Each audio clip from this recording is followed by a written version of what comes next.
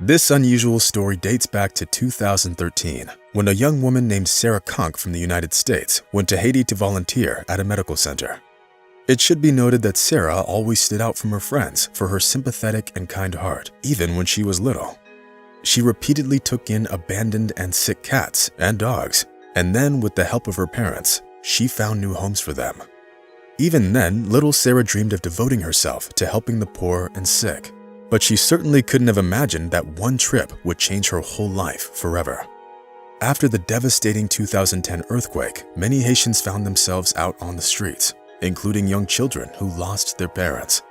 Poverty, grief, and disease reigned there, and this was precisely what the young woman was fighting against. Actually, it was there that the fateful encounter took place. One day, a young woman entered the clinic with a 3-month-old baby. And it all could have been fine, but taking one look at the baby made it clear that regular therapeutic procedures alone could no longer help her. It was obvious that she required some serious medical intervention. Little Nikki, that was the name of this little girl, had a huge head, which was a sign of hydrocephalus. For those who have never heard about it, it's a dangerous condition, which means that excess fluid accumulates in the brain, increasing the intracranial pressure. The survival rate among babies born with hydrocephalus is only 3%, which only meant that the girl needed urgent medical care. As expected, Sarah immediately tried to arrange neurosurgical consults for the girl, but she soon faced the first problem. The thing was that the poor country didn't have many professionals in this field, and there were virtually no specialists who could help this particular child. Moreover, no one wanted to help deal with the baby, deeming her case hopeless. And since there were always people who needed neurosurgical help, it was decided to let things play out on their own. Thus, Nikki's story could have ended at that, but I think you already understood that it was only the beginning. It may be hard to believe, but Sarah decided not to give up on this baby and took it upon herself to take her to the doctor's appointments, from the small town where her hospital was located to the capital of Haiti, Port-au-Prince. For 6 long days, Sarah and Nikki couldn't get to see the surgeon, and only after a week of failed attempts, she did manage to show the girl to a specialist, and the first surgery took place 2 months later. It seemed that things were looking up for the little girl, but Sarah couldn't have even imagined what would happen next. When the recovery period was over, the hospital staff called Sarah and said that no one had come for the girl. The young woman who brought her to the clinic was Nikki's biological mother, but for some reason she was in no hurry to take the girl home. As it turned out later, there were various superstitions about physical ugliness in Haiti, and the mother was ashamed of her child. It was only through long conversations that Sarah managed to persuade the girl's mother to take her baby home. Moreover, Sarah even offered her help, and thus she went to visit Nikki at her home several times a week.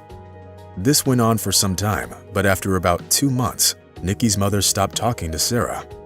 For a whole week, Sarah tried to get a hold of her, and when she realized that it wasn't going to work, she went to their house.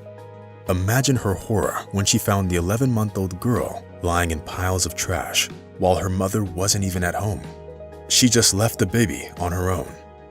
The nearly 1-year-old child weighed less than 3 kilograms, half of which was liquid trapped in her skull.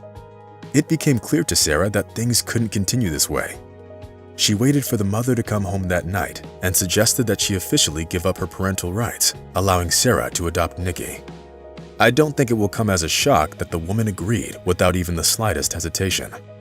The legal formalities were settled in a few days. However, by that time the girl's organs had already begun to fail. Doctors were seriously afraid that Nikki might not live long enough to see her first birthday. Trying to save the baby, who was now legally her daughter, Sarah got on the phone and started calling doctors in the United States. After almost a full day on the phone, she managed to find doctors who were willing to fly to Haiti to set up the baby's intravenous feeding. It took Nikki 6 months to get stronger, and in May of 2015, Sarah left Haiti with the girl. In America, the baby underwent another surgery, after which the size of her head had decreased by 5 centimeters, and the girl began a new life with her new family. Today, Nikki lives in South Louisiana with Sarah and her boyfriend. The girl is under constant medical supervision and is confidently gaining strength. She's growing up and studying the world around her, and she also plays with other children and never ceases to amaze her mother. Moreover, the girl doesn't even remember the beginning of her difficult journey, And of course, she's happy to have her loving and kind mother with her all the time. Well, this story once again proves that giving birth doesn't make the woman a true mother. A true mother is the one who cares for, educates, and loves her child. Being a mother is a state of mind and a genuine act.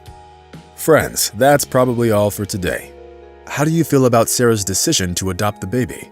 Let us know in the comments. And don't forget to rate this video if you liked it. See you soon. Bye.